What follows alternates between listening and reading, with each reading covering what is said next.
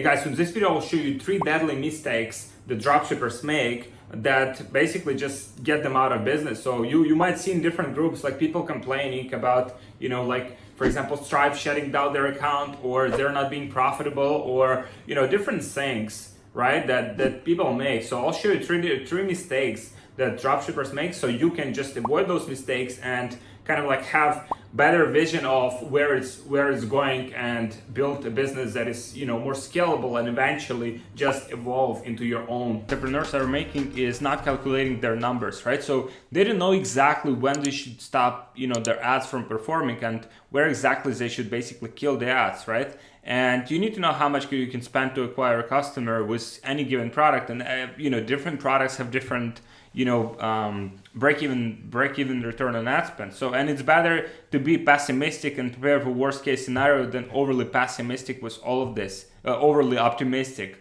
So for example, if you sell the product, like if you buy the product for like $10 and then you sell it for like $20, then you at least need like 2x ROAS to get like to a break-even point. Right, and that's basically like what a lot of people are missing. Like they basically just don't have this calculation of what it takes to like get the necessary results and necessary spend and necessary like returns from their advertising. And being profitable on Facebook is good, but you need to have a good strategy from there. You need to have like cart abandonment, upsells, email upsells, recurring revenue. So you have multiple streams of income basically starting from Facebook, and also like all of this like backend, because the more you can make on the backend with all of this stuff, the more you can spend on front end on Facebook advertising. Second one is neglecting customer experience. I see a lot of people there are like neglecting that customer experience, and they get a lot of like chargebacks, right? They get a lot of like complaints from customers. Their page feedback on Facebook just very low, and they get placed in a bad position in Facebook auction, so they get bad traffic. And you need to think long term. You need to provide notifications to customers about their order. You need to upload tracking numbers to PayPal. So make sure that you do a legit job, because if you do good business with Stripe and PayPal, then you'll get treated well. And if you don't do it, then they'll just shut you down, right? So tell your customers how much time it will actually take to ship their order. Don't lie to them. Like if it takes like 20-30 days, just tell them up front. And we have one hack to basically just we place it in order confirmation, because that email gets open a lot, and most of the people who order, they just check their email, want to make sure that what they ordered gets delivered to them, what exactly they ordered, how much they've been charged.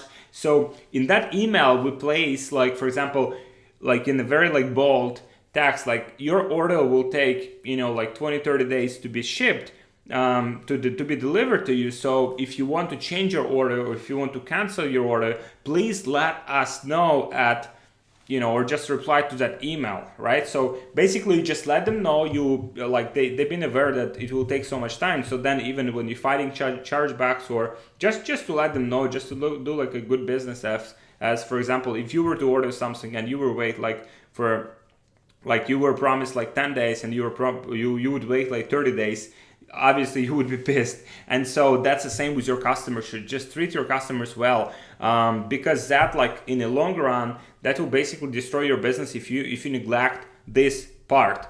Now, the third thing is basically jumping from product to product and hoping for a wonder, right? So a lot of people do this. They don't do like proper like research. They don't validate the products. They just like jumping from product to product because they like the product personally, or they like someone told them the product does well without doing their proper like research.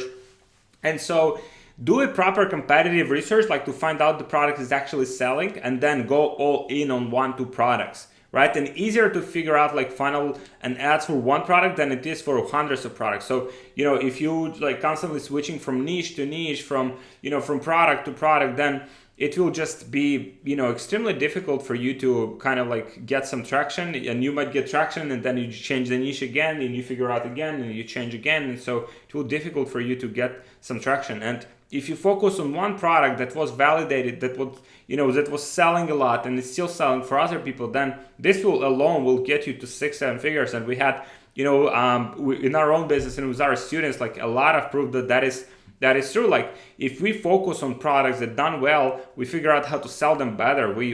There is no way we will not get it like to 6 figures in sales.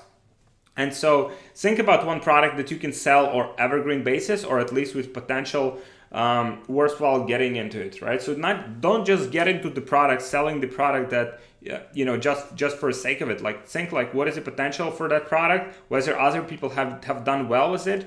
Once you've done like 5, 10, 20 of these products that done well, then you start seeing trends like why specific products are doing well. So then you start to like replicating it and basically building funnels around them. That's the key, because if you just like still like only doing like Shopify, you're losing on a lot of potential, a lot of like margins that you could have like generated, and you can scale product much harder with funnels. If you want by the way, if you want like a funnel template, you can just put in the comments like funnel template, and I'll send you my funnel template right away, so you can basically get access to it.